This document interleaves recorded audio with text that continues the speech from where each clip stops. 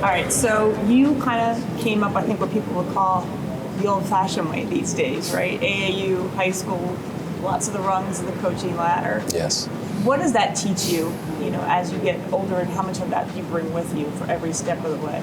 Well, it teaches me that you can't skip any steps in life. My first job was a freshman high school coach at Archbishop Carroll, and then I started coaching AAU from around 97 to about 2004. And at that time now, there was a little bit of a stigma on AAU coaches jumping to the college ranks. So I had to fight that a little bit as well.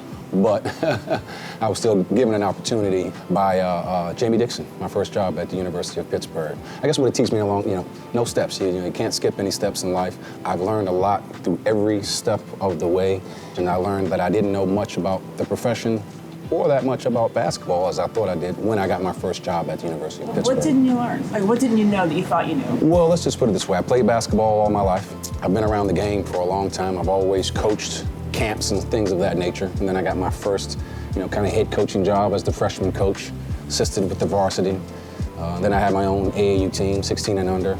So in my mind, I thought I was doing something. We were winning, we had good players. I could recruit a little bit, But when I got to Pittsburgh, what I realized was not one time, I was only there a year, but not one time did Jamie Dixon ever come to my office and ask me a basketball-related question, or ask me my opinion on the game plan or practice plan or anything like that. So I realized after about a month that, hey, you keep my mouth shut, keep my ears wide open, learn as much as I can about the profession, and I did. I've got to thank that crew right there for really kind of speeding up my timetable. What's the hardest job you ever had? The hardest job I ever had, I would probably say the hardest job I had was when I was the head coach. So that's a whole thing I think that people don't understand when you slide over those 8 inches to the chair as you're the head coach of Rhode Island. How much better are you now working with Coach Willard, having gone through that? Yeah, no, that was a tremendous experience. I learned quite a bit, what to do, what not to do, what to avoid, all those types of things. And I think it's just kind of helped me, be a voice. For Coach, he allows us to be that voice. He really has allowed me to talk to him, to throw some things out there at him, and we'll have some back and forth. So I think that I've been, some value in that regard.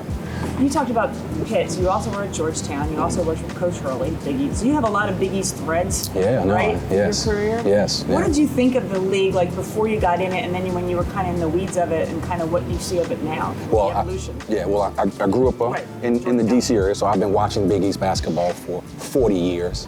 Huge Big East fan. And then obviously, at Pittsburgh, we were in the Big East for a little while. Georgetown, we were Big East. Worked for some, obviously some Big East coaches. I think the world is this league. In 20 years of coaching, I can think of NCAA tournaments. I can think of conference championships. The thing that stands out most to me, even the Sweet 16, the thing that stands out most to me, Saturday night at the Gardens. I had the experience of being there when I was with Pitt, and I had the experience of being there when I was with Georgetown. And not just that Saturday night, but the build-up. You get there on Wednesday or Thursday, you win a game. You start to feel good, the momentum. Crowds start to come in, more people start to come in, family starts to come in. You start to walk the streets and they're just crowded in there. Start chanting your name, and then Thursday, and then Friday. And if you get to Saturday, so to me, I'm here to get back to Saturday. We'd like you to. Yeah. You said when you sat down that you never saw yourself in this spot. Right? What surprised you about this, kind of ending up here? Well, first and foremost, this is, to me, elite. This is the highest of the levels. And although you kind of dream of being there, what I've learned in this business is that there are relationships, that matter. And I didn't have necessarily all those, relationships. I didn't have a coaching tree. It wasn't like I was, playing for somebody who kind of positioned me. I was an AAU coach and an assistant principal, and just kind of kicked my way in the door and just kind of figured it out from there. And the culture here is so strong with Villanova and Villanova people. So I never thought that Villanova, would be open to this, kind of outsiders, kind of coming in. So for me, this is. And I'm kind of taking in every day. This is big time. This is big time.